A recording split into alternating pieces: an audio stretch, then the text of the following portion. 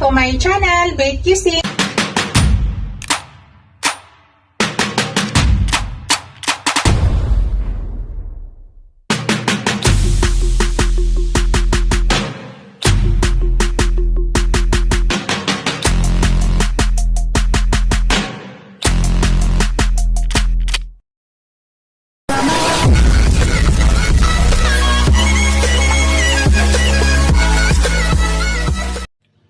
Hello guys! Today's video guys ay i-share ko lang yung aking recipe for today. My recipe for today guys is beef giniling. Gawin nating apritada style guys. Yan po yung ating beef. Yan. Ito po yung mga ingredients guys na ihalo ko sa aking beef giniling na apritada style. Yan, gagamit ako ng onion, garlic, potato, carrots, bell pepper, garbanzos, mushroom, at saka tomato paste. Yan yung mga ingredients na ilalagay ko guys sa aking beef giniling na apritada style. Unang gawin ko guys, i-slice ko muna yan lahat ang aking mga ingredients. Tapos bago tayo mag-umpisa pagluto. So, slice ko muna guys. Pakita ko mamaya sa inyo after slice. Ito na guys, nagayat ko na lahat ang aking mga ingredients. Yan. Ito pa lang ilagay natin na panglasa mamaya guys. Gagamit tayo ng salt, gagamit tayo ng ayan, magic sarap. Baka naman, hindi po sponsor yan. Tapos gagamit ako ng oyster sauce at saka oil. Yan po yung nadagdag sa aking ihalo mamaya guys. Tapos yan, ground black pepper. Yan po yung lahat ng mga ingredients guys na atin ilalagay sa ating beef giniling na apritada style. Tara guys, samahan nyo na ako. Lulutuin na natin guys. Hello guys, mag-start na tayo sa pagluto ng ating beef giniling. Yan, nagpainit na ako ng pan guys. Unang gawin ko guys, ilagay muna natin yung giniling natin kasi naka-frozen yan. So, igisa muna natin yan guys na wala pang ibang kasama.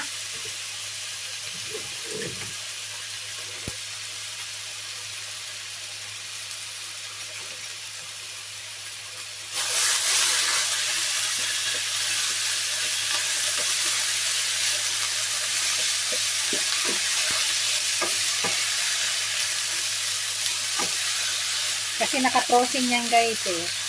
Hindi kasi pwede na hugasan natin kasi maiiba yung texture ng ating giniling. So, hayaan mo lang muna natin hanggang mag-golden brown siya guys.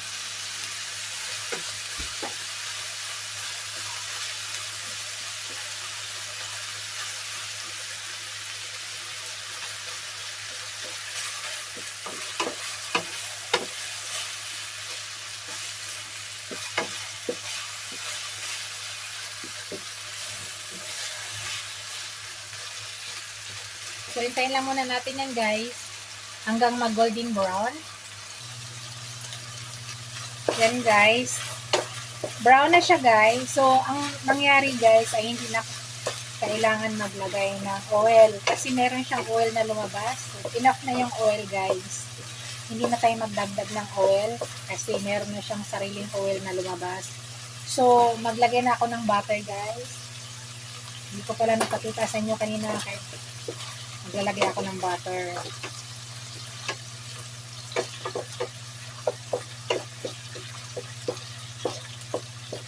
Yan. Tapos ilagay ko na yung ating garlic at saka onion guys. Yan, unahin ko yung ating onion. Kasi yung garlic mabilis lang yan.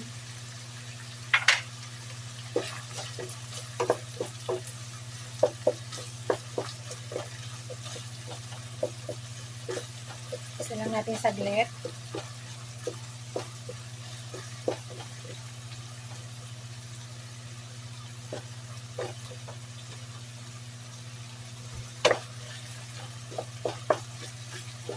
Okay, ilagay na natin yung ating garlic guys.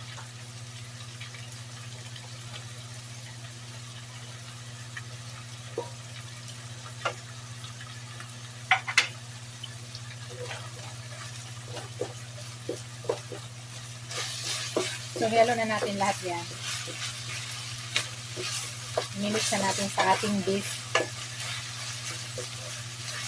para lumasa na dito sa ating beef ang mga nilagay nating onion at saka garlic.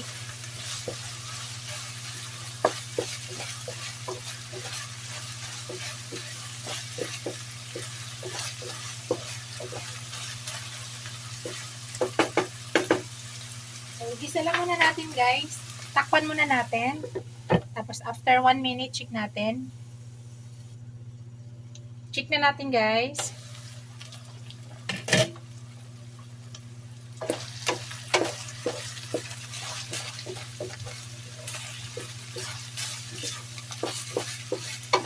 Lutuin muna natin ng yung ating beef. Maya-maya ilagay na natin yung ating vegetable. Yan. Sa ngayon guys, maglagay na ako ng ground black pepper. Isang spoon. At kalahati ang ilagay natin.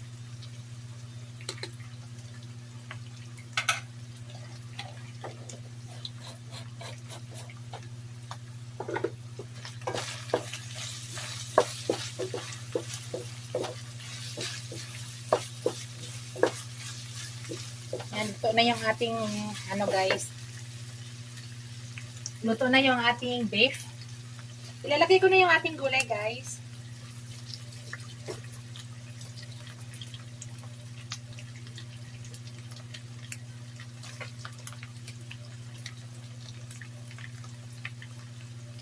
Isama ko na yung carrots at patatas.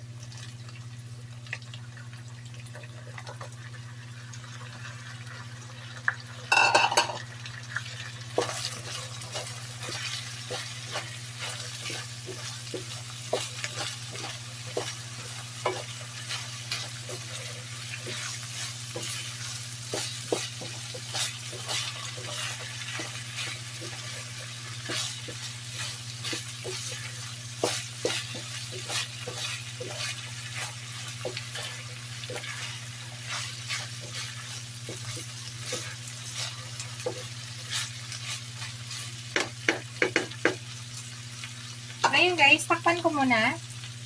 Tapos after 2 minutes, maglagay na tayo ng tubig. At saka ilagay na natin ang ating tomato paste. Hello guys, after 1 minute guys, check natin. And maglagay na ako na guys ng ng oyster sauce. Dalawang tablespoon na oyster sauce ang ilagay natin.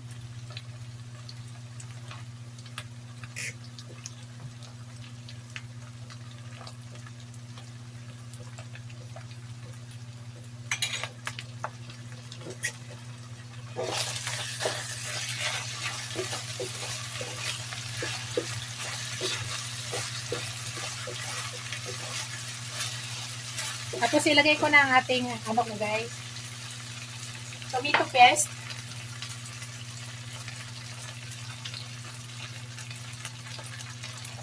Gamit kong tomato paste guys ay ilang grams to? 150 grams.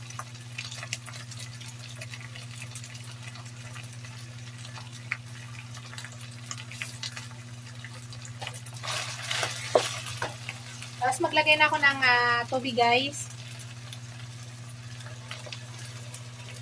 Ang ilagay kong tubig, 2 tasa, 2 cup. Yan.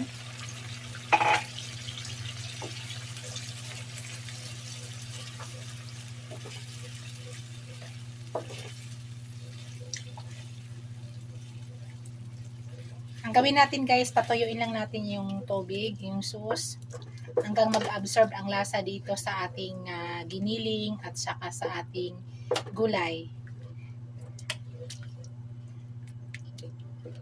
So, i-mix lang natin para mahalo yung tomato paste.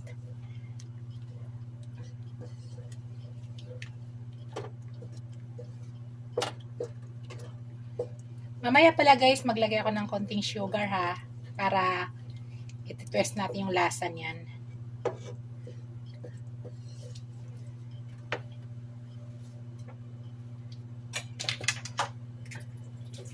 Maglagay na ako ng ano guys, asin.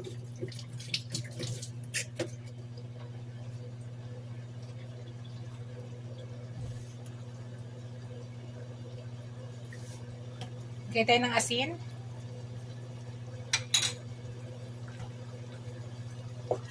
Estimate lang muna guys. If kulang, magdagdag tayo. Mas magandang kulang kaysa umalat. So, yun lang munang nilagay ko.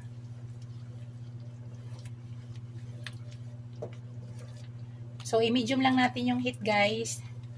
Tapos, hintayin natin mag-reduce yung tubig niya para lumapot siya.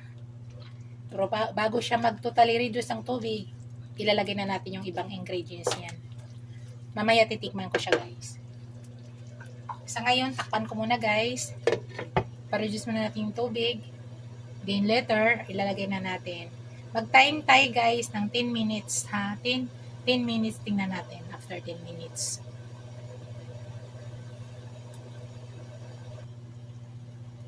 Hello guys, after 10 minutes, i-check natin guys.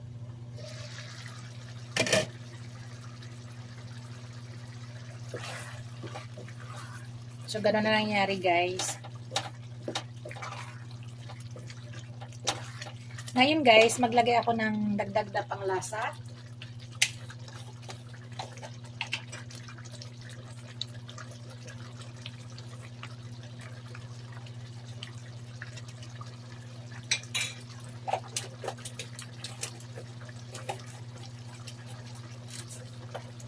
Dagdag ulit ako ng sorry guys. Brown black pepper.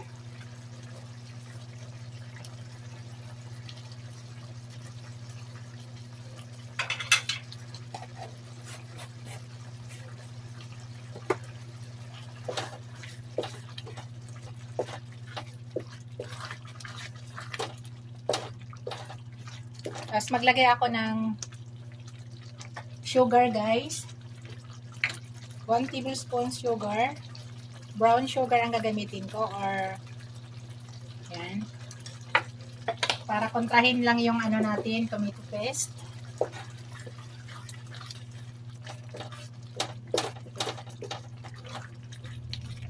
So ngayon guys, titikman ko na siya. So i-absorb muna natin yung nilagay nating panglasa para malasahan na natin.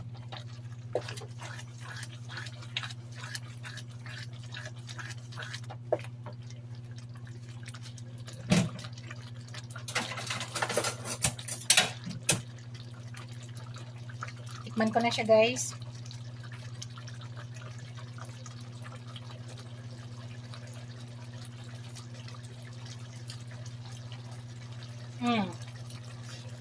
Kulang ng konting salt guys. Maglagay ako ng konting salt.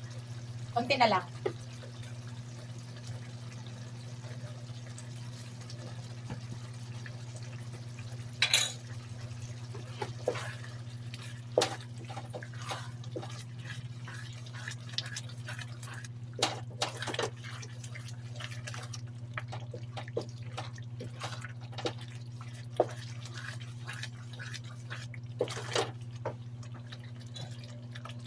Tikman ko ulit guys, tama na.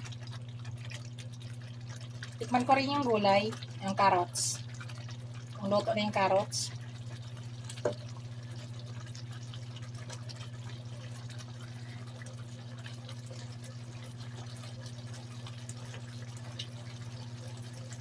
Tama na guys, sarap na.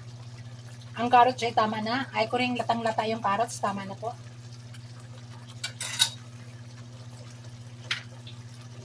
Ilagay ko na yung calabaransus ko, guys. Garbanzus ko, ilagay ko ng garbanzus ko. Ilagay ko na yung mushroom ko.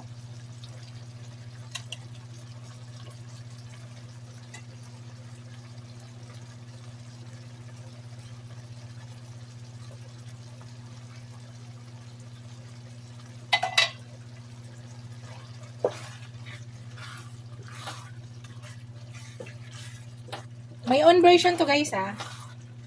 May own version ko to. Kaya nilagyan ko siya ng mushrooms. Gusto ko kasi may mushroom. Yung apritada kasi guys, wala yung mushroom. Pero sa akin, gusto ko may mushroom. Apritada style yan na may mushroom. Yan. Open na lang natin guys. Malapit na po yan. Tama na po yung lasa. Tama na po lahat. Yung lambot ng gulay niya, tama na. So, ipa-absorb lang muna natin yung nilagay natin para magkaroon ng lasa. Tapos maya-maya, yung pinakahuli, ilagay natin yung bell pepper.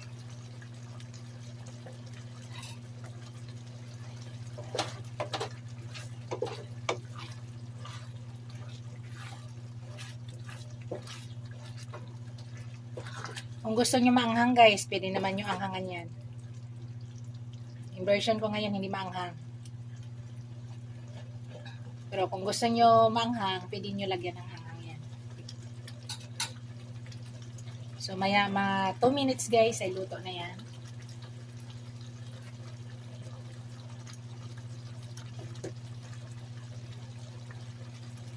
Maya kaunti, ilagay na natin ating bell pepper. Last na yan po.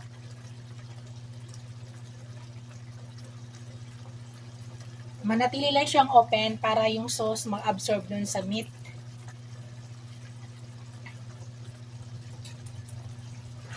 Napakasarap na guys, oh.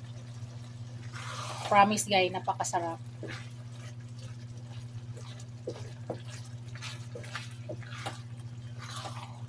Hindi siya amoy na baka kasi di ba ginawa natin kanina ay pinaano muna natin, pinakuyusan ng baka. Tinanggal natin yung lansa bago tayo naglagay ng mga ibang ingredients.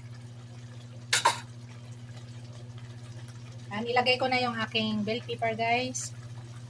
Kulay orange at saka kulay pula.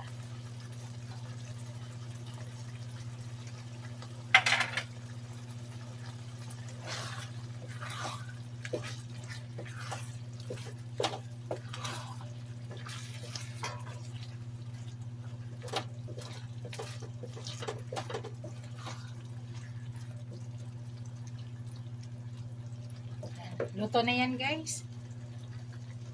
Bago pala lahat guys, i-shout out kong aking mga subscribers, ang aking mga viewers, super chatters, members, mga supporters. Maraming salamat sa walang sawang suporta sa aking channel guys.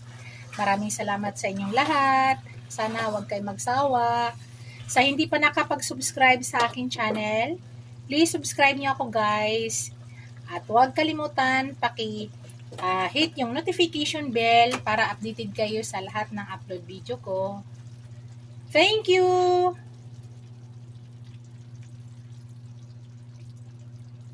Ito na yun guys ang ating giniling na beef na apritada style. Yan na yung aking finished product guys. Thank you for watching. Don't forget to like, comment, and subscribe to my channel. Bye guys! See you in my next video. God bless us all. Bye!